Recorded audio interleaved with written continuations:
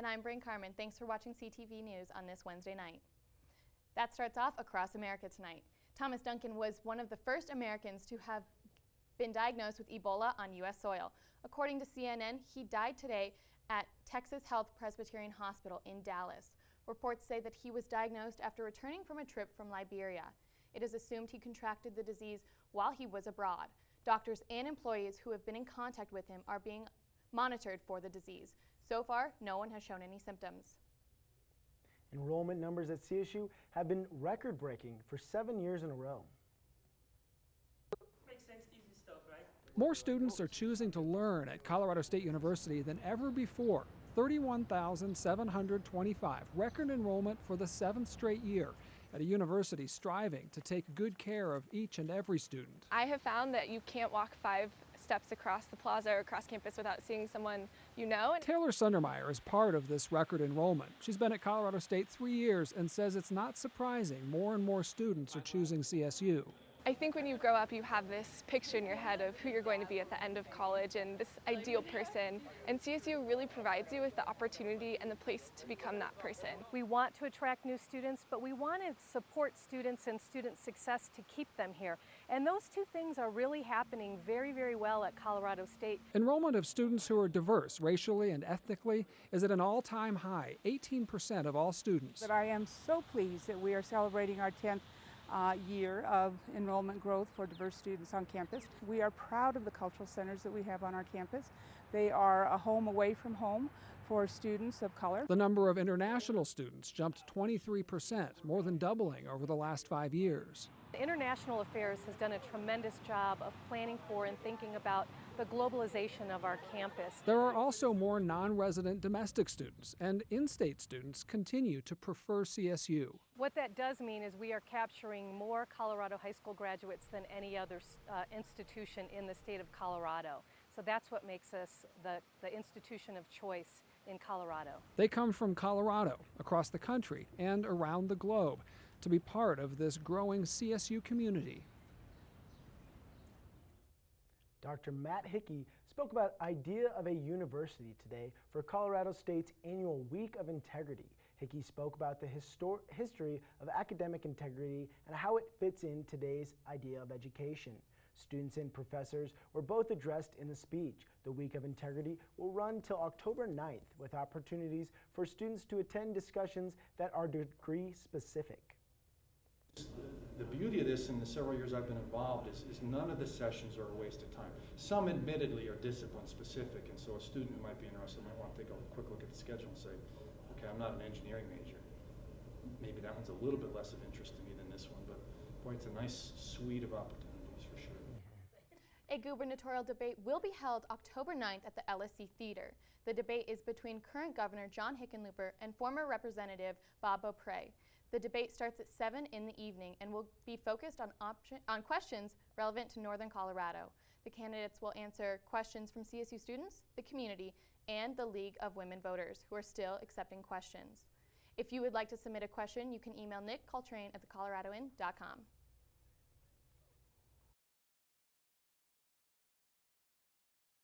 Man, was it a hot one today, Austin? It certainly was, Patrick. You know, you and Bryn might have felt that heat today, and over the last few days it's been pretty sunny and pretty nice too, fairly above normal, about 10 degrees actually. Little change on the way though. We'll talk about that here in a little bit. Outside though, that very nice weather today has led to a very nice evening as well. Plenty of people out and about this evening. Our 9 News live cam from the Clark building looking off to the west towards the IM fields. You can see those lights blasting, and that's because plenty of people are out and about enjoying tonight, kicking a soccer ball around, playing a little volleyball. Here's where we're at in temperatures right now. It's partly cloudy and about 60 degrees in Fort Collins right now at Colorado State University. Light winds out of the north at 3 miles per hour. Those are going to pick up a little more as we move through the evening. That's going to help to bring temperatures down a little more from the 60s into the 50s by 10 o'clock and looking towards 11 at midnight as well. We'll have those temperatures falling into the 50s. A very mild night ahead though with partly cloudy skies. As we pass past midnight though, again, those partly cloudy skies sticking around for the next few hours will build more clouds in. Just like you saw today, mostly sunny conditions throughout the day. Partly cloudy now will be mostly cloudy in the very early morning hours of Friday. You're going to be waking up. It's going to be pretty cloudy tomorrow, and quite a bit of moisture is on the way. Patrick and Bryn, I'll have more on that after the break. Thanks, Austin. Old Town is made up of bars and restaurants. One new bar is making quite the difference with what they're serving and how they're impacting the community. That's the good one. It's good. Exactly a week ago, Poor Brothers Community Tavern opened its doors for business. It's been good. We get people, just stopping in, checking it out, and at night we get a lot of the owners' friends and locals filling up the bar. So yeah, we've had an exciting turnout so far. I think we're onto something good here. Not only do they offer 20 Northern Colorado beers, they also have over 60 whiskeys and every spirit under the sun. Our specials are delicious. We are the home of the Old Fashioned, and we offer 20 Northern Colorado beers, a lot of local spirits, food truck style menu with the gourmet grilled cheese, tater tots, and soon to be coming bratwurst. Old Town is filled with restaurants and bars. However, none are as community oriented as Poor Brothers Community Tavern. So we broke our community down into a couple different ways. The first part, how we wanted to kind of incorporate community into our bar, was with the products that we sold. So as I said before, a lot of the products that we sell, a lot of the spirits and the beers that we sell are as local as they come. The next thing that we wanted to do was to look at the greater community. So for every meal purchased, we will donate enough money to feed somebody through the Larimer County Food Bank. And the last thing that we wanted to do to incorporate community within the walls, the four walls of this place, was we set up a free photo booth in the back for people to participate in, so they can build memories and create new friendships and just have a good time.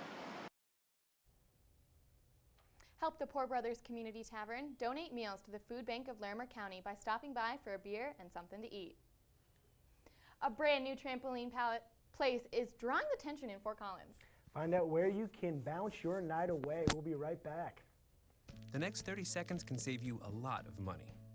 Just do your laundry in cold and stick to full loads. Auto sleep your computers. Plug your gadgets in a power strip and switch it off when you're done. Headed out? Turn back your thermostat by 10 degrees. And drive sensibly. The more energy you save, the more money you save. Find other great tips at energysaver.gov. Welcome back from the break. A very warm day today, again above normal like we have been over the last few days. A beautiful day full of sunshine, and we saw some increasing clouds throughout the evening. We're about to a partly cloudy skies right now, but still pretty nice, about 60 degrees here at Colorado State University. Tomorrow, a whole different story than what we've been seeing over the last few days. Take a look at what you're going to need to pack as you're looking through your closet tomorrow morning. Ruffling through, maybe in a hurry, grab the umbrella. If you're in a hurry and you have to grab one thing, that's what you need to take. A jacket would do you well as well, and some warmer clothes. Maybe even rain boots if you have them. It's going to be quite rainy tomorrow. Heavy rain expected throughout the day. 9 a.m., we will see that rain moving into the area. We'll see showers start to develop about then. If you're heading out at about 8 o'clock, you might be okay, but anytime after 8 o'clock, 9 or 10 in the morning, we're going to have those showers move into our area. Not getting out of the 50s tomorrow, as you can see. Showers persisting through the noon and into the afternoon hours as well. And then look at this. By 6 p.m., heavy rain likely for the area. We are looking at upwards of possibly an inch in Fort Collins. Other areas in this red box that I've drawn here could see at least 2 inches of rain. We're especially watching the Denver Metro and Colorado Springs areas. I don't think anywhere in Colorado is going to miss out on the rain tomorrow, from Grand Junction and Craig all the way to Sterling and Lamar. Showers falling across the state tomorrow. You may be wondering, where's all this moisture coming from? I have a graphic for you. Take a look. This is Tropical Storm Simon, or what is the remnants of it as it comes onshore on the Baja Peninsula of Mexico. It makes its way northeast, bringing that moisture into Colorado, and we'll continue to see that into Friday as well. Here's your 5-day planner for Fort Collins and Colorado State. Seeing rain showers, heavy rain tomorrow, 56 degrees, and then still going to be a cool one on Friday as well, 56 again. Rain should taper off by about 3 p.m. Saturday, look how quickly we rebound. Sunny skies come back out. We're back above normal into the low 70s, in fact. And then we have another cold front come through on Sunday. That will drop temperatures back into the 50s yet again. And then Monday, as that system moves out of our areas, we have a chance for showers, but we will slowly start to warm back up. Patrick and Bryn, certainly feeling like fall. Back to you. It sure is. Thanks so much, Austin. Yeah, looks like we're going to need to bust out the puddle boots. Olivia Landis joins us in the Trophy Lounge. I heard we got some big volleyball news, Olivia. As always, it was a great weekend to be a Ram in sports. The football team knocked out the Tulsa Golden Hurricane on Saturday for the 9th home win since 2012. Colorado State triumphed over Tulsa 42-17 with the much help from star sophomore wide receiver Rashard Higgins. Higgins ran in 6 receptions for a career high of 178 yards, which also led to a school record for receiving touchdowns. These touchdowns set a Colorado State single-game record and tied the Mountain West record as well. Colorado State will travel to Reno this Saturday to take on the Nevada Wolfpack for a crucial Mountain West game. Kickoff time is set for 8:30 p.m., so don't forget to tune in and watch the game to support your Rams. Support is also what the volleyball team received this weekend. Saturday night called for the 11th team victory for Colorado State. After sweeping San Diego State, it improved the Rams' Mountain West record to 4-0 and kept CSU at number 7 in the AVCA Division I coaches poll. Along with the win, setter Deidre Foss has been named Mountain West Women's Volleyball Player of the Week. It is Foss's 3rd honor, making her one of the only 9 players to accomplish this feat in her career. This marks the 3rd Colorado State player to have earned this honor this season in the last 4 weeks. And to top it off, the Rams defeated the Cowgirls last night in a border war at Wyoming. Although the Cowgirls presented a tough fight, it wasn't quite enough to defeat the Rams, improving CSU's winning streak to 12. CSU also leads the NCAA in victories right now with 17 on the season. Can anyone stop these studs? The weekend didn't bring great news for every team, however. The women's soccer team had a heartbreaking loss against Utah State in Logan. But it's not quite time to hang up the orange. The soccer team has its first orange out Friday at Lagoon Field at 4 p.m. Be there or be square. That's all for sports. Back to you, Bryn. Thanks, Olivia. We'll be right back after a quick break. Stay tuned. Everybody has a dream.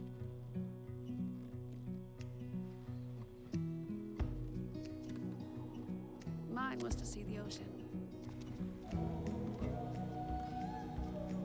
And with a little help,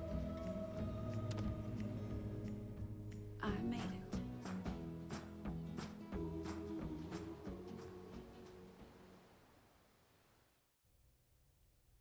How high can you jump? Now you can find out how Fly High, the first and only trampoline park in South Fort Collins. It's for all ages, whether you're young or a college kid. The park is appealing to many. Groups and parties are more than welcome to make a reservation. Not only is the place filled with wall-to-wall trams, but you can also dive into a foam pit. The facility also promotes exercise, so you can check out the aerobic classes. The manager says the trampoline park is unlike many other attractions in Fort Collins. It gives them an aspect that they've never had of a trampoline. Usually you're on a small trampoline in your backyard.